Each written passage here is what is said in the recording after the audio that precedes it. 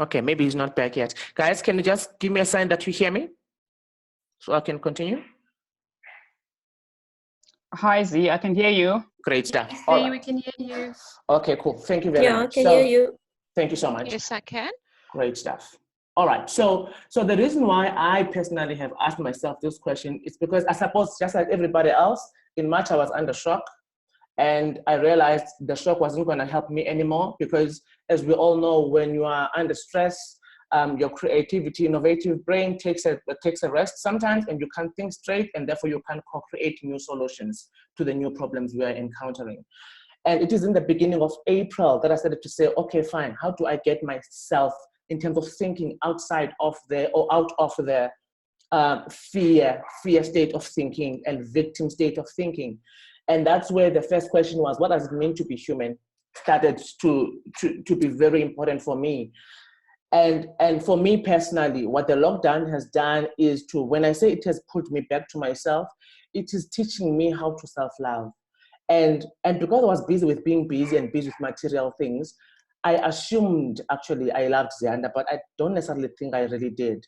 Only now am I doing that work of saying, I see you, I love you type of a process. And that for me is very important because it is starting to form a new way of thinking about myself first, showing myself compassion so that I can continue to apply that in how I lead during and beyond the pandemic. So I think this question is a question that we're probably going to ponder on some more and reflect some more, because we really need to download before patterns and the patterns of thinking that we need during the pandemic and after it. And that will impact directly how we lead, not only in our organizations, but also in our communities and in our homes.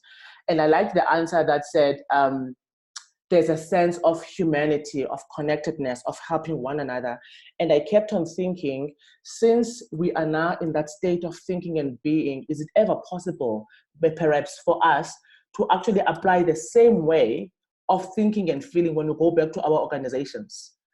And that's actually the question I have to say, just for us to keep in mind that if the pandemic is teaching us that first and foremost, we're humans, and we are humans who are leaders, but first and foremost, we're humans, and therefore connectivity is very important when we go back to work. And I think we need to debunk this question even further in our own unique and personal lives and have our own unique answers, as Nomapelo says, because everyone's story is going to be unique. How you go through the process is very unique, and you have got to allow yourself to go through the process. So that's the first thing I had done for myself. I said, what were my before patterns? What am I going through now? What do I want going forward? And that helped me to reframe my thinking patterns to align with how I want to show up during this process and after. So I hope that gives you an idea of the first things we need to do is to be aware that we are not okay. And then to consciously decide what you need to do to start being okay. First you, and then you help others, right? So the second part then, that leads me to the second slide, where I said, now that we know we're in shock, okay, there's old patterns, they no longer apply during the pandemic, they need to shift. The lenses through which I see my context needs to shift. What does that mean in my unique space? Because now, according to the theory, you would start to see things with fresh eyes. But for you to even get to that point, you have got to understand where are you stuck first. So you can see in the screen in front of you, there's a forest. And I say, where we were nowhere, it was at a point of, for me personally, it was at a point of first 2 weeks lockdown. I was like, I don't know whether I'm coming or going. My mind is playing games with me. It makes me think I'm sick. That was because I was very fearful and not accepting of the lockdown at the time. So at that particular point in time, I was nowhere. And then I'm a small business owner. And I thought, oh gosh, I don't know, I'm lost. I don't know, where am I going to start? Where am I going to start earning money? To the other colleague's point, I'm also a trainer as well. So a lot of projects were starting to be postponed, cancelled. And therefore I consciously realized I am in the forest. I am nowhere. The other way you can reflect on this is to say, when there were cars and clothes and business with being busy, was that a forest? Was I nowhere? If I was, now where I am, where am I now? So in the forest, you first say, sensing with new eyes, I'm nowhere. I don't know whether I'm coming or going. I need to change the way I think so I can affect the way I feel, so I can show up differently. So that's the first step in the forest. The second one in seeing with fresh eyes is to recognize that you are nowhere. Now, firstly, I'm nowhere. I don't know where I'm going. Unconsciously incompetent, as we put it. I'm unconscious that I'm incompetent. I don't know where I am. Nowhere is, now I'm conscious that I'm in the forest. I'm here. I'm in the forest. But I still don't know where I'm going. Which is why we're having these conversations we're having today to say, can we help each other through the forest so that we can start knowing where we are now we are here. So we can start knowing where we are in the forest. And the question that I have on this slide to raise consciousness and awareness is to say, if you are finding yourself still nowhere, don't know where you are, what crossroads are you finding yourself? What is causing the crossroad? What is causing the block? And the second part is, where is your past ending and your future beginning? So we've reflected on this on the slide one to say, what must I let go of? Because guess what? In the forest, you have got to get to a point of knowing, I'm nowhere. I'm possibly somewhere here, but still nowhere. I don't see the way forward. Then collectively, we would be able to assist each other using the very framework that I'm going to take you guys through to think differently. So that our reality is different going forward. Any questions on the slide?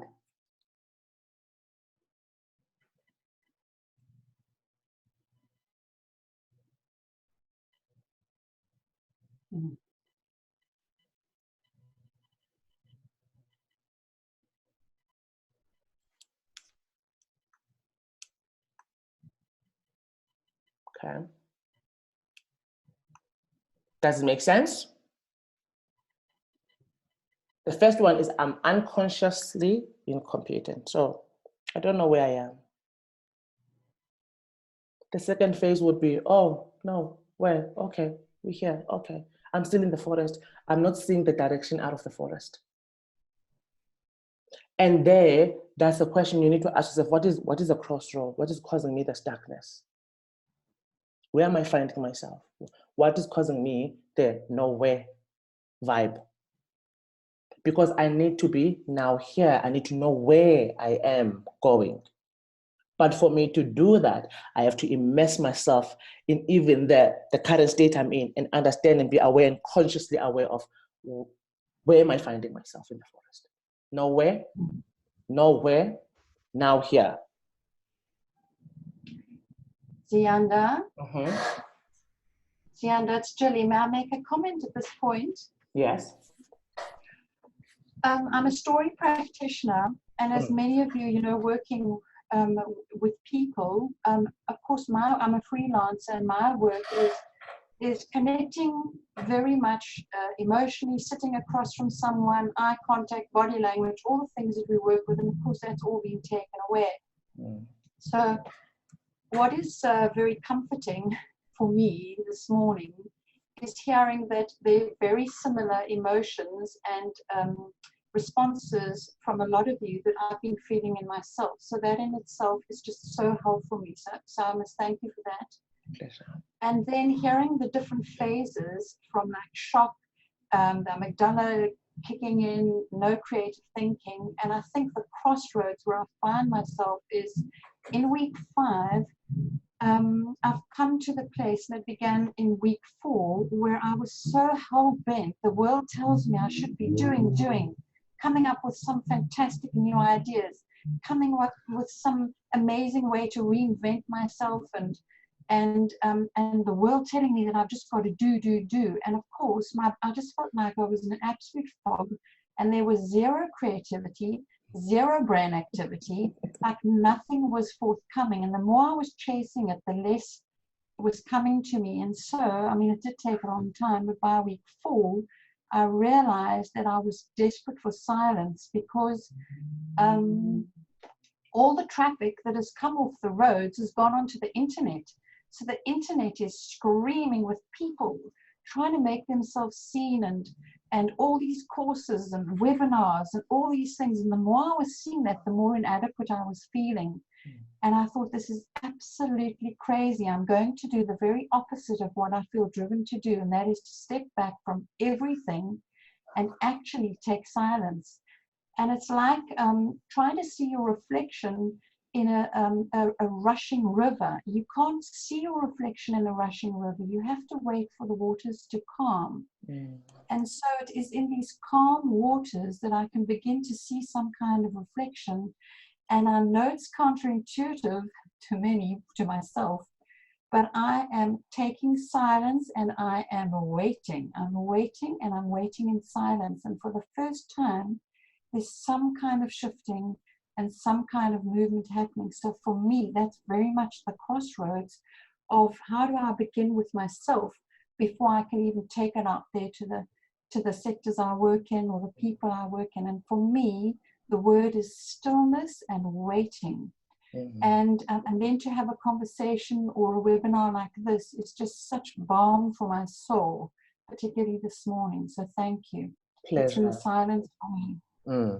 So you're now here is I'm being still. Yeah, I'm now here. Still. Got you. Yeah. Got you. Thank you. Thank you. Any other sharing? Ina, or I'm not sure if I'm pronouncing your name correctly. It's perfect, thank you. Yes, I think Jilly's touched on some things that I've had some thoughts on. I've always seen myself as an introvert, and it's wonderful to have the confirmation that I indeed am, because I had to go into self-isolation from the 16th of March already because of other reasons. So I've been in lockdown for a long, long time. And at the beginning, it was actually the first month and a half, it was absolute heaven to be at home and to just do my work and have contact with my students. I'm an academic. Via appointments and online and via telephone and the interaction with them, and not being in the noise.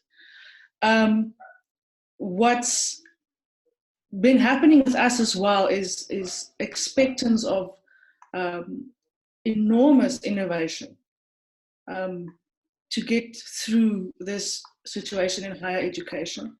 We're all sitting and waiting again for the minister's remarks later today to see what's happening. And that's my point at the moment. The first 4 or 5 weeks, I knew exactly what to do. I had work to do to get through with my students. And now I seem to be at the time where I get to be dependent on other people's decisions, other committees, the government, whoever. Before I can decide my way forward. I'm starting to feel as if things are being taken out of my hands, and I have to now wait, as you said. And as Julie also said, I'm now at a point where I'm leaving it now. I'm not going to think about this, trying to find ways and means and strategies. I'm now going to sit back and wait until decisions were made and clarity has been given, because I'm now getting to that point of feeling that whatever we try, whatever I thought of, is going by the wayside, and it's not a good influence on me, and definitely not on whatever plans I want to make with my students. So although personally it's been a great experience for me up to now, there is some restlessness that I don't quite know what to do with. So apart from the fact that I wonder if I'm not normal for feeling so fairly fine in isolation, there is some restlessness, and I don't quite know what to be aware of when it becomes actually a problem. Thank you. I see. And so for you, Ina, you would probably be in which Norway here? In the middle? I'm Norway. I'm in the forest. Yeah, I'm I back in think the forest I was again. not there. I was quite sure of where I was, the first few weeks. I'm now getting to that point where I'm asking myself, where exactly am I? And where am I supposed to go, I suppose. That's interesting. No way. Where am I supposed to go? Okay, another last point.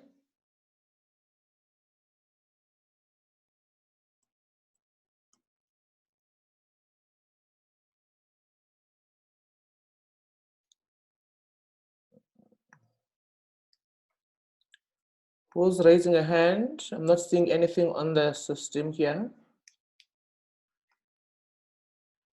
Is it Raja? Can go ahead. Let me unmute you. Hold on. Okay, you can go ahead.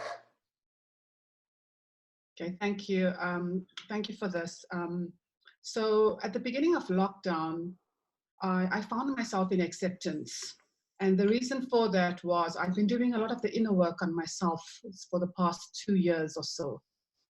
And while I was doing the work, I had no understanding of why things were happening to me and why I had to go within. And towards the end of last year, I had a massive breakdown, a nervous breakdown. And I couldn't understand that as well, because I am an entrepreneur. I run a soft skills training company, and I also do coaching. And it's as if the universe had forced me to become quiet. So when the lockdown came, I went into acceptance. I was accepting that this is the way it is. And I went into deeper stillness. That was my nowhere. My nowhere, after a while, after 2 or 3 weeks, I just started being. I just started looking at the sky differently. You know, the clouds were whiter, the sky was bluer, the birds were louder, the grass was greener, my family were more peaceful. And the now year for me is to show up with trusting my heart, because I've done a lot of work on stepping out of my logic mind into the heart. I'm quite excited about the new world. I feel as if I personally have done the work, and I must just add that doing the work was very, very painful. Wow. Wow. So you're trusting and excited for the new world. That's your now here, because you've allowed yourself to go to nowhere and nowhere and now here. Yes, that's fantastic. That's fantastic. And so thank you very much for sharing, Raja. And these are some of the tools that we use, guys, to start to sense your own context with fresh eyes.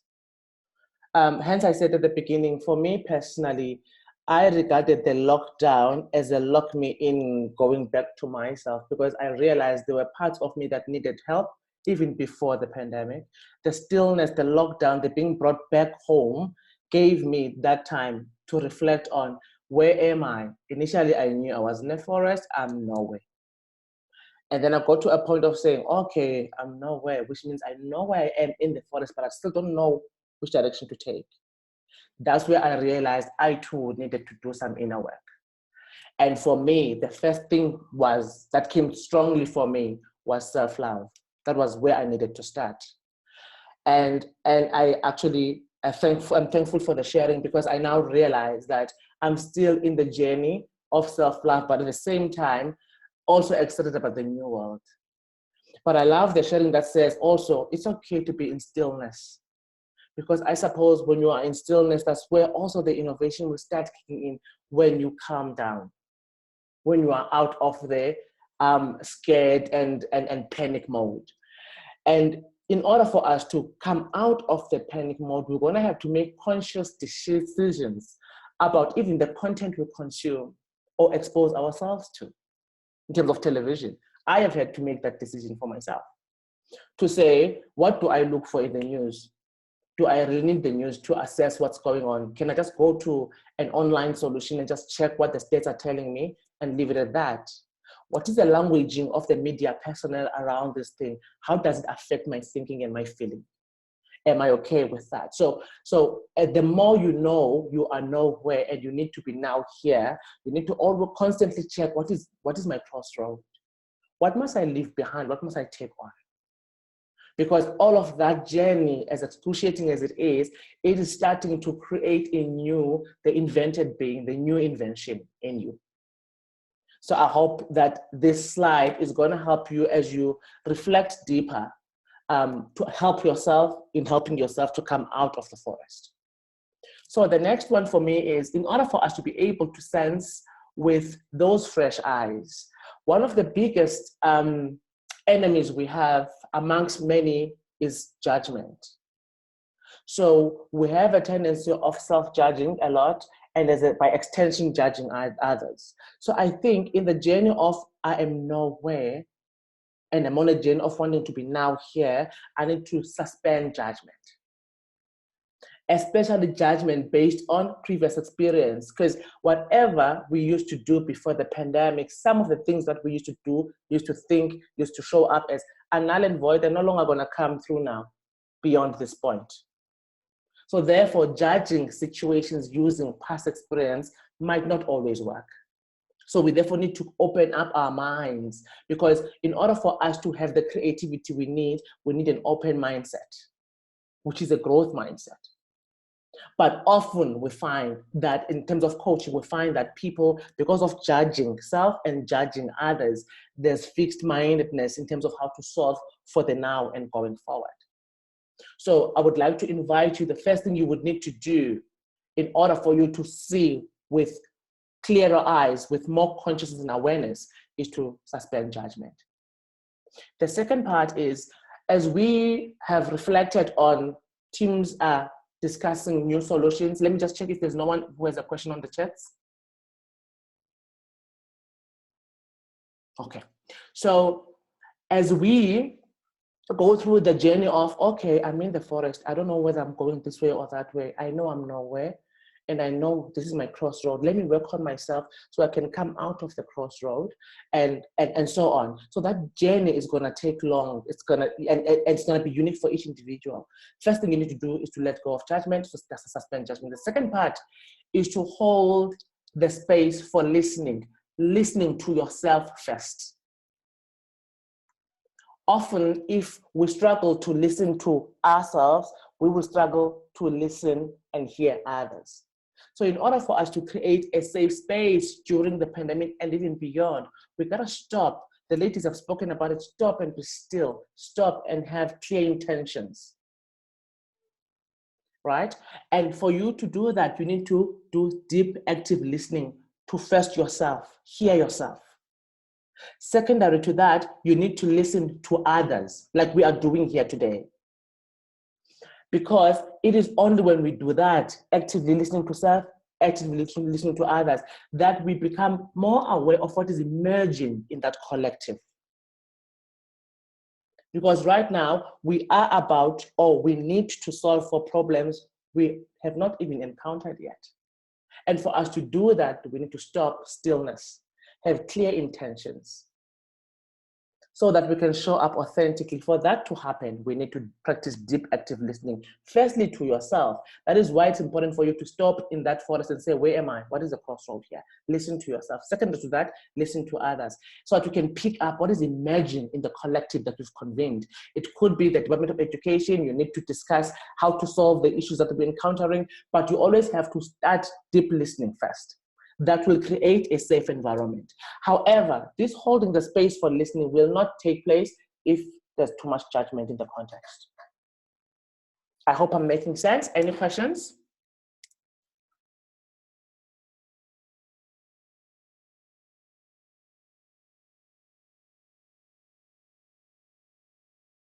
Are we still together, or other people have dropped? Let me just see.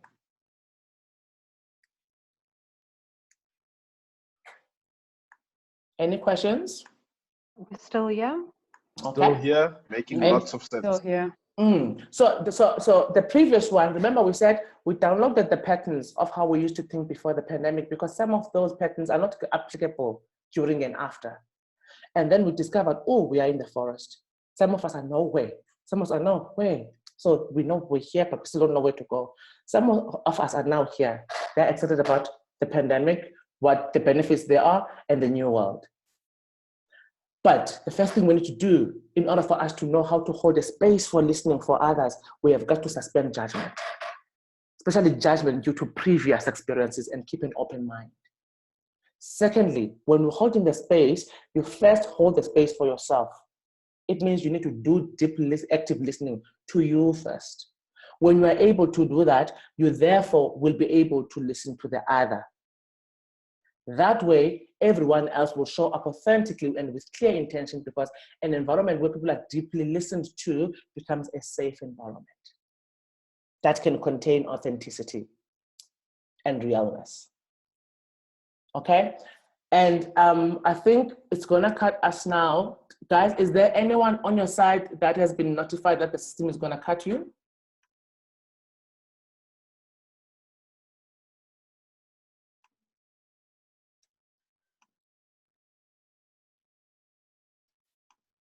Or can we still go ahead?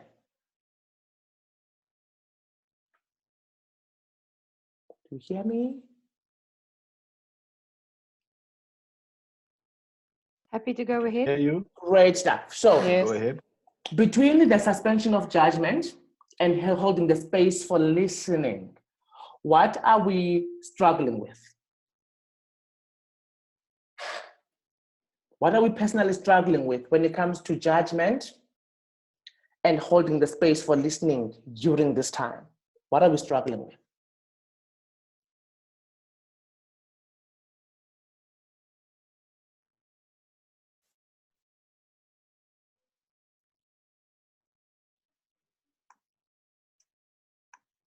Zianda, Mm-hmm. Zianda, Yes, ma'am, I can hear you. can you please repeat that? Please Okay. repeat that. You broke up. Can Okay. you please repeat that question? All right. So I said the question is, in order for us to be able to continue to sense our forest, which is our context, with the fresh eyes, we have got to let go of judgment, meaning prejudging or judging things due to past experience. Because now we recognize that some of the experience we have was before the pandemic. Some of those experiences are no longer applicable during and after. So therefore, it is fruitless to judge situations. One of the reasons also why we need to drop judgment or suspend judgment is so that we can practice to hold a space for listening, not only for others, but first for ourselves. So the question was, when it comes to suspension of judgment and holding the space for listening, what are we struggling with? Or what are we going to struggle with, do we think?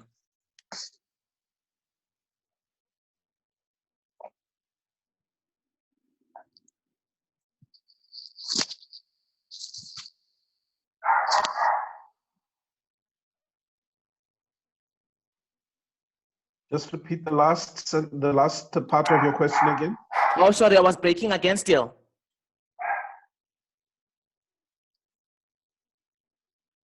Okay. Can you guys hear me?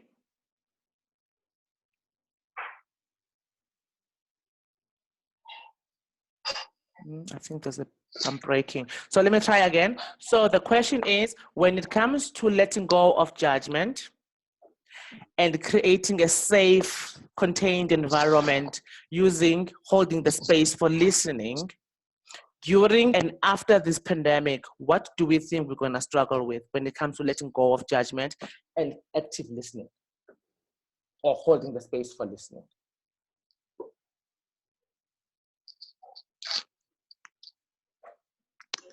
Zianda, I'd like to answer that just from my own experience, is again the emotional side.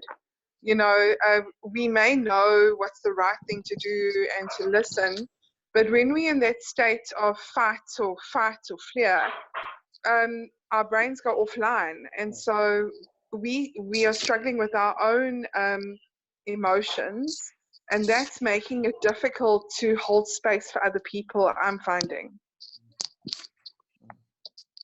Okay, thank you for that. I like that. Hi, Zianda. For me, okay.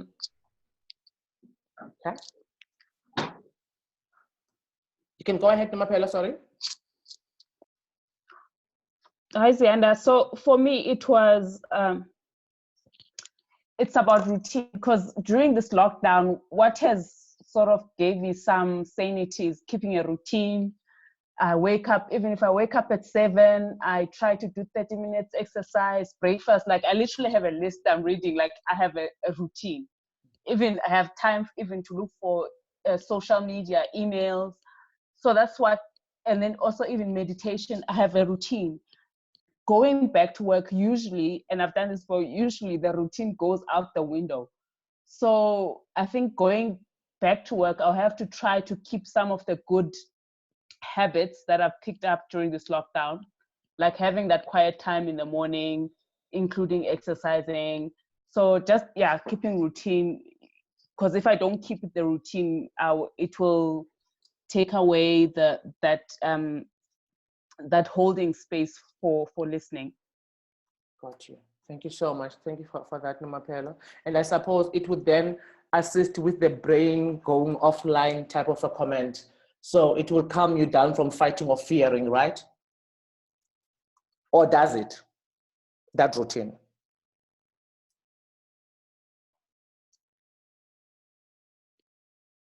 Yes, yeah, the routine, yeah, it keeps away, yeah, the fear, and I get things done instead of, because procrastination, that's how my fear manifests itself a lot, through procrastination. So when I have a routine and I can tick things off and I feel good, okay, I've done this, tick done. So it keeps fear at bay, yeah. Got you. Thank you, Nomapelo. Any other sharing, guys, of how we can actually assist ourselves when we're trying to hold a space, not only for ourselves, but for others? What else can we do?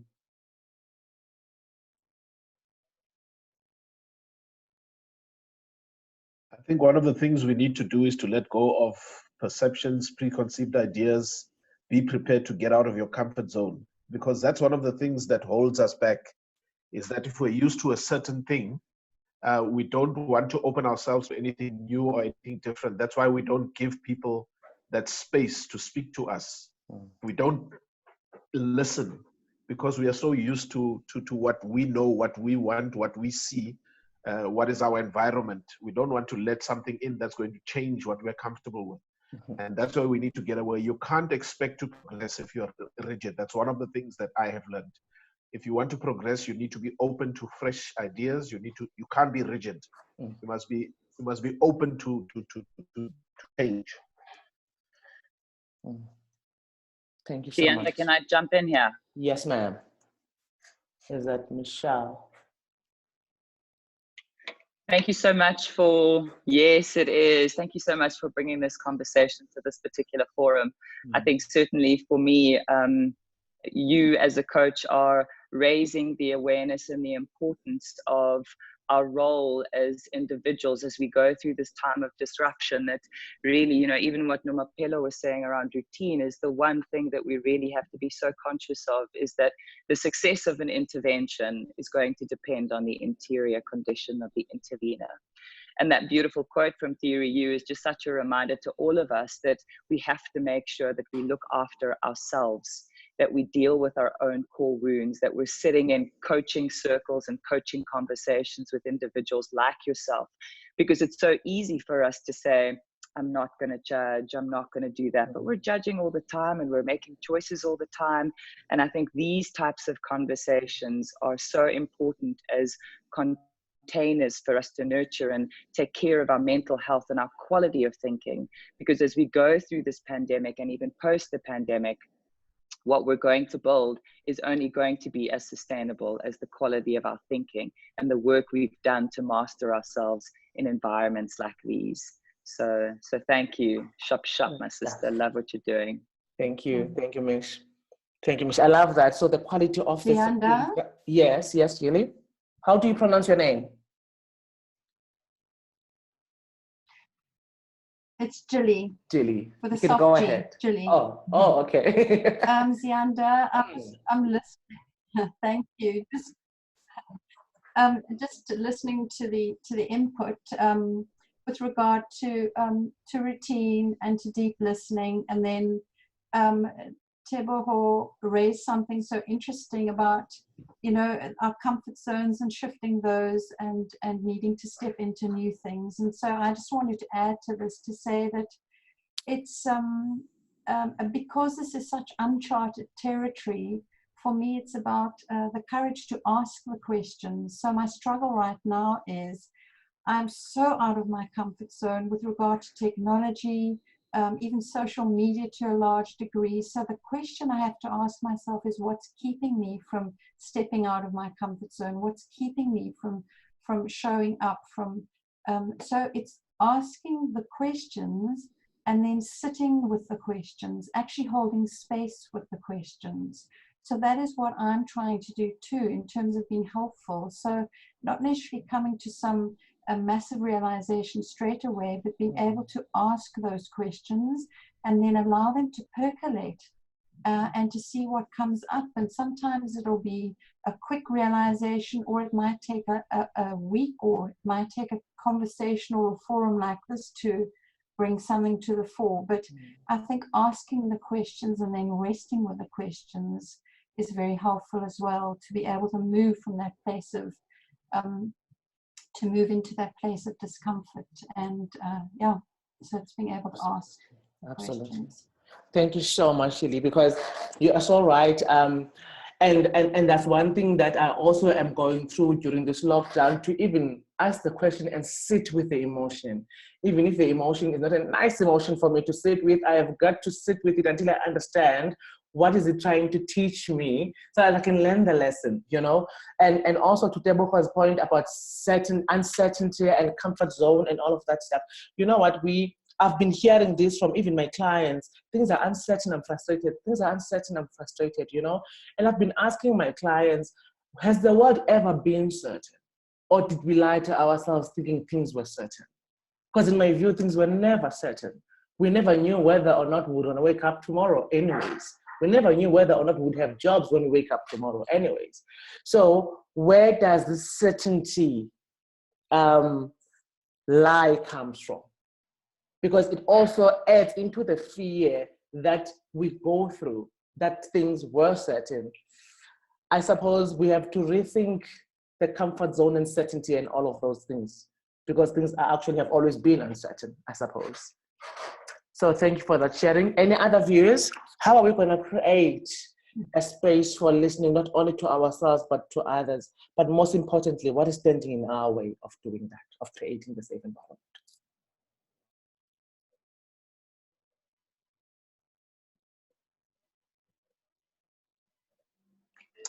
Zianda, just in the interest of collaboration, I found that just generosity, and I think Symphonia has really led in this area, just offering these free webinars and letting us all get to see how the Zoom thing works, and, you know, you guys not being afraid to even be crappy at first, you know, just learning from each other as to how to use this thing and what works and what doesn't. But so I decided to just connect with all my clients the minute that I came out of brain fog, and just be generous with them as well, and just hold space for them. How are you guys doing?